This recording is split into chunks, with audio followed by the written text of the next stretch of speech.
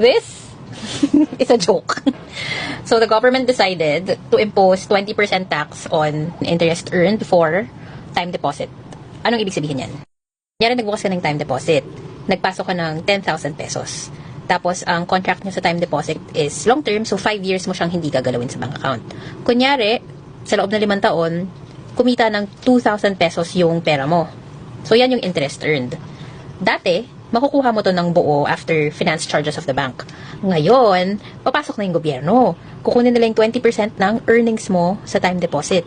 So, imbes na 2,000 yung makukuha mo, ang mauwi mo, 1,600 na lang. So, bakit ganon? Nagpasa ng CMEPA, ang napakagaling nating government officials. Ito yung mga involved. Itong dalawang to ang lead authors. Tapos, ito kasi Department of Finance. So, syempre, in-approve niya. Favorite niya yan. Tapos, ang mag-i-implement niyan ay ito. And syempre, ang nag-approve niyan ito. So, bakit daw? Ano daw point ng CMEPA? Ito daw. So, they wanted to simplify the taxes imposed on passive income. Simplify para kanino? Hindi ko sure. Baka para sa kanila. Fairness. Dapat daw fair across all passive income products. Tingnan natin mamaya. Fair ba? And syempre, yung pinaka-importante, kailangan nila mag-generate ng revenue. Kasi di ba mag-e-election na. Tingnan natin yung unang goal nila. Simplify. Ano-ano ba yung iba't ibang klase ng passive income? Ito yan. Interest sa short-term deposit, dati 20, ngayon 20. Okay.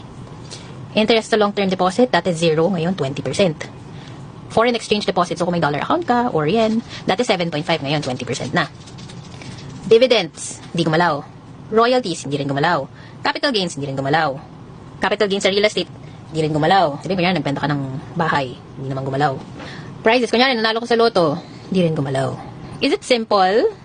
For me, as a taxpayer, I don't think so. No, it's not simple. Is it fair for me as a taxpayer? No. Why? It's not fair because Filipinos are just learning how to save. Filipinos are just discovering how to get passive income through entry-level products like time deposit.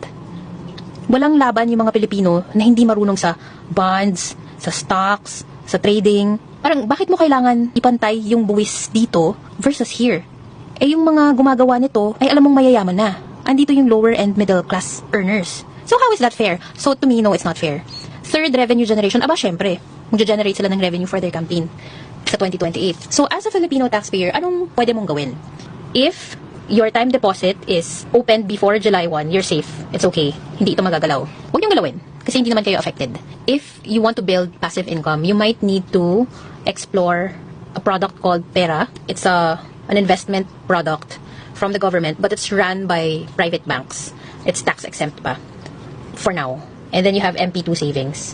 I'll do another deep dive for these two products. But if you want to explore tax exempt passive income sources, then yan.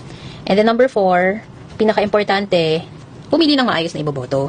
Huwag yung ngayon magrereklamo ka kasi ang taas na naman ng buwis, pero ang binoto mo, trapo, artista, tax evader, magnanakaw.